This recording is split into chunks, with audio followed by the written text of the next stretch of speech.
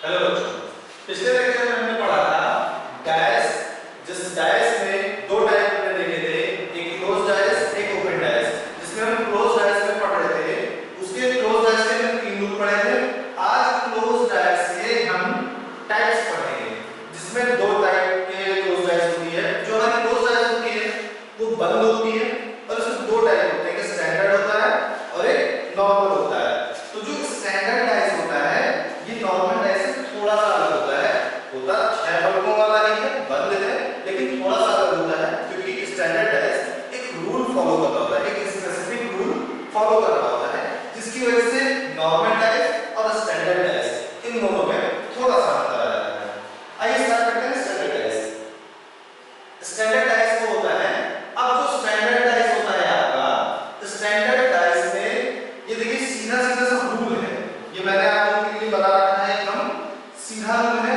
माना कि standard DISE है हमारा, यहां पर a + b इक्वल नहीं होंगे 7 के। अब a और b ये अपोजिट तो नहीं है ना, इसका मतलब क्या निकल गया? किसी भी डायस में हम ये डेफिनेशन खुद से प्रिपेयर कर सकते हैं, खुद से मॉडिफाई कर सकते हैं। किसी भी डायस में जो डायस का एक फलक होता है, एक लेयर होती है, उसके साइड वाली लेयर, इन दोनों का अगर हम सम करें तो वो 7 के इक्वल नहीं होनी चाहिए। a + b is not equal to 7. Opposite of a + a 7, मतलब a के साइड वाली सरफेस और a इन दोनों का सम 7 नहीं होना चाहिए, लेकिन a के अपोजिट वाला सरफेस और a का सम 7 होना चाहिए। इसे हम न्यूमेरिक में भी देख लेते हैं, जैसे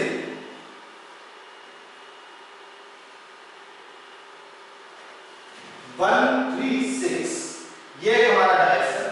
इस डायस में 6 और 1 कितना आ रहा है? 7। ये स्टैंडर्ड डायस नहीं है। क्यों? क्योंकि रूल क्या कह रहा है? a + b 7 नहीं होना चाहिए। a + b क्या है? एक दूसरे के साइड वाली सरफेस है, तो ये 7 नहीं होना चाहिए। मतलब ये डायस जो है आपका नॉर्मल डायस हो गया। स्टैंडर्ड साइज में, स्टैंडर्ड डायस में ये साइड की सरफेस जो है ये 7 नहीं होगी।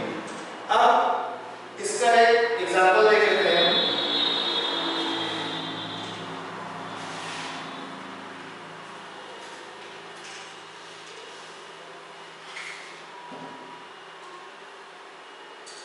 What will be the opposite digit of 3 in the dice given below? ये जो डायस दिया हुआ है, इसमें 3 का अपोजिट देखना है। अब 3 का अपोजिट हम कैसे देखेंगे? सिंपल सा रूल है, स्टैंडर्ड डायस है या नहीं पहले चेक कर लेते हैं। 2 + 1 क्या 7 है? नहीं है, स्टैंडर्ड डायस है। 2 + 3 7 है? नहीं है, स्टैंडर्ड डायस है। 3 + 1 7 नहीं है, स्टैंडर्ड डायस है। हमने तीनों जो लेयर है इसकी, तीनों लेयर से इसको चेक कर लिया कि स्टैंडर्ड डायस है। अब स्टैंडर्ड डायस का एक जो रूल है सिंपल सा, वो कह रहा है कि अपोजिट साइड की जो लेयर है उनका जो इक्वल होता है वो 7 होता है। और हमें जो अपोजिट साइड, अपोजिट डिजिट चाहिए, किसका चाहिए? 3 का चाहिए। तो जो 3 का अपोजिट डिजिट चाहिए, वो 3 का जो अपोजिट डिजिट चाहिए वो हमें कहां से मिलेगा? जब ये 7 हो जाएगा, मतलब अगर 7 से 3 माइनस करते हैं तो हमें क्या मिलेगा? 4। देखिए 3 + 1 7, अपोजिट साइड 3 = 7, तो अपोजिट साइड के लिए हमारे पास जो आंसर निकल के आना चाहिए वो आंसर निकल के आना चाहिए 4। ठीक है, हमने क्या किया? अपोजिट साइड इसका निकालना है और 7 होता है, तो 7 से अगर 3 माइनस कर देंगे तो अपोजिट साइड निकल आ जाएगा।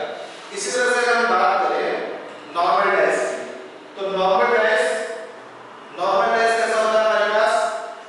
नॉर्मल डायस का जो रूल है वो स्टैंडर्ड डायस से अपोजिट है। यहां पर स्टैंडर्ड डायस में क्या कहते हैं? ये 7 नहीं होने चाहिए, लेकिन यहां पर होने चाहिए।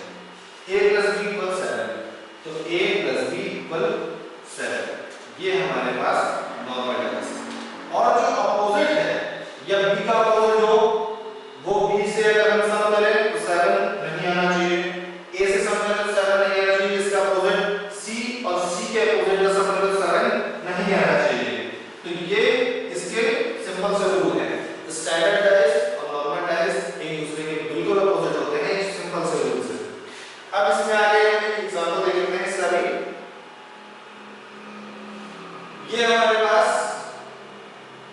इसका जो एग्जांपल है, what will be the opposite digit of 1? 1 निकालना है और इस डायस में निकालना है।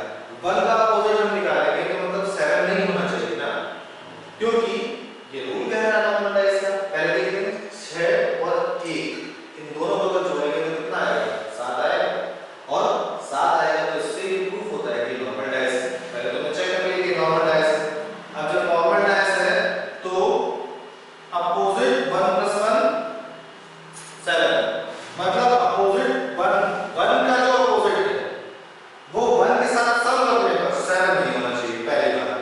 तो अब अगर इस सॉल्यूशन में ध्यान देते हैं तो हमारे पास क्या क्या मिलता है?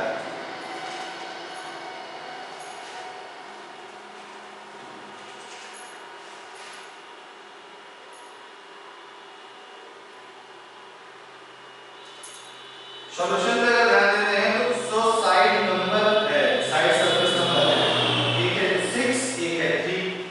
तो देखो दो चीजें तो ये कट जाती है ना। 1 का होना चाहिए अपोजिट, तो बगल की साइड में बगल के लेयर में जो नंबर है वो तो इसका अपोजिट होगा नहीं। तो पहली चीज ये दो नंबर्स तो हमारे सामने कट गए, ठीक है। एक 1 कट गया, एक 6 कट गया, 1 भी कट गया खुद, क्योंकि 1 का अपोजिट 1 तो हो नहीं सकता, है ना। तो खुद का ये नंबर कट गया, 3 कट गया और 6 कट गया। अब हमारे पास कितने नंबर बचते हैं? 2, 4 और 5। अगर 1 के साथ 5 को ऐड करते हैं तो 7 होता है क्या? नहीं होगा। तो इसका मतलब 5 आंसर हो सकता है। 4 को ऐड करें तो 7 होगा, नहीं होगा, तो 4 भी आंसर हो सकता है। 2 ऐड करेंगे तो भी 7 नहीं होगा, तो 2 भी आंसर हो सकता है। तो ये आपको ऑप्शन से चेक करना है यहाँ पर कि इसका आंसर 2 है, 4 है या 5, ठीक है। इसी सीरीज में कुछ क्वेश्चंस हैं। हाँ देखिए यहाँ पे रूल है, ये आप नोट कर सकते हैं। रूल ये है कि जब भी किसी डैश का क्वेश्चन है तो जो पहला डैश का फिगर दिया है उसके पीछे जो अलग-अलग एंगल्स से उसी डैश के फिगर दिए हुए हैं, तो हम चेक करेंगे हमेशा पहला डैश चेक करेंगे। अगर हम पहला डैश चेक करते हैं तो देखो 6 एक साथ, तो यही पर पता चलता है कि ये नॉर्मल डैश है। तो जब पहला डैश अगर हमारा नॉर्मल निकल के आता है तो सारे डैश जितने भी दिए हुए हैं सारे हम नॉर्मल एज्यूम करके ही सॉल्व करेंगे। पहला डैश अगर नॉर्मल है तो सारे नॉर्मल होंगे। अगर पहला स्टैंडर्ड निकल के आता है तो हम स्टैंडर्ड, अगर मान लो सपोज है कि ये डैश है ही नहीं, अगर ये डैश नहीं है और ये डैश है, 3 डैश दिए हुए हैं। पहला डैश जो है हमारे पास 4, 5, 6, तो 4, 1, 5, 2, 1, 3, ये कहीं से 7 नहीं हो रहा, इसका मतलब है स्टैंडर्ड डैश।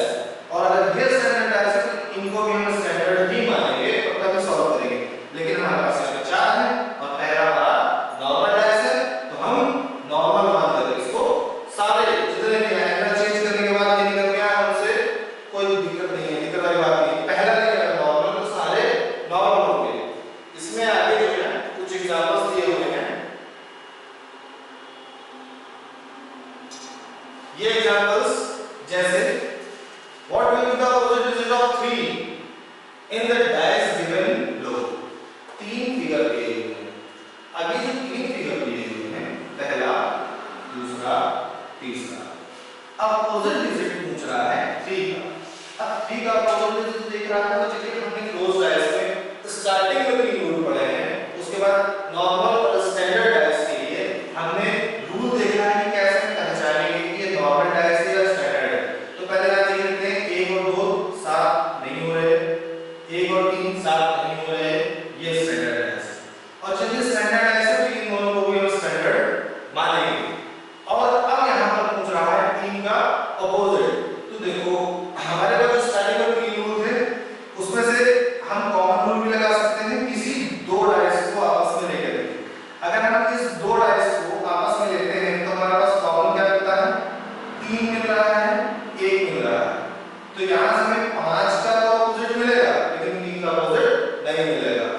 अब ऐसा रूल इसमें देखें जिससे हमें 3 का अपोजिट मिल जाए, तो हम लगाते हैं क्लॉकवाइज वाला रूल, जो हमारा लास्ट रूल था, थर्ड रूल। इसमें एक डिजिट कॉमन देखते हैं, 3 यहाँ कॉमन है, 5 कॉमन है, 6 1। 1 1 यहाँ नहीं है, 2 2 यहाँ नहीं है, केवल क्या है 3 कॉमन है। तो अगर हम पहले डायस को और तीसरे डायस को इन दोनों को आपस में लेकर के अगर हम थर्ड वाला रूल लगा लें एट क्लॉकवाइज रूल तो हमारा आंसर निकल आएगा। हम 3 से स्टार्ट करते हैं और क्लॉकवाइज इसको रोटेट करेंगे। तो हम लिखेंगे 3 2 1। यहां से 3 से स्टार्ट करें, 3 6 5। 3 हमारे पास दो बार आता है, एक 3 को हटा देते हैं, यहां लिखते हैं 4। तो ये हमारे पास सारे डिजिट के अपोजिट निकल आए। 3 का अपोजिट हमें मिल गया 4, 2 का 6 और 1 का 5। इस तरह से हमने सिर्फ एक रूल लगाया है क्लोज डायस का और हमारे पास ये सारे के सारे जितने भी डिजिट थे सारे के अपोजिट निकल आए। इसी तरह से अगला क्वेश्चन देखते हैं।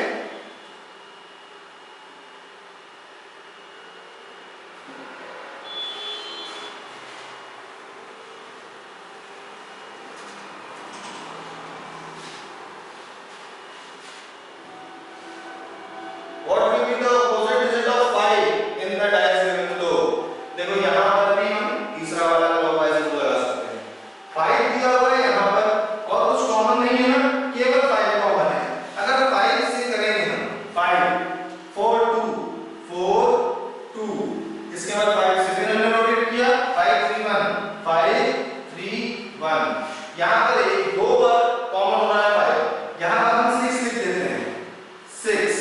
तो 5 का अपोजिट 10 का क्या आंसर 6। 5 का ये अपोजिट ये दूसरा क्वेश्चन।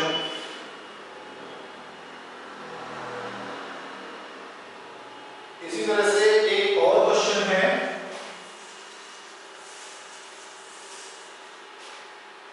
इस क्वेश्चन में क्या पूछ रहा है, what will be the opposite digit of 5 in that भाई 5 का यहां भी पूछ रहा है, यहां भी दो डाइस दिया हुआ है। अब यहां पर क्या लगा है, देखो 3 भी है, 1 भी है, 5 भी है, 4 भी है। अब यहां पर हम कौन सा रूल ऐसा लगाए कि हमें 5 का अपोजिट निकालना है।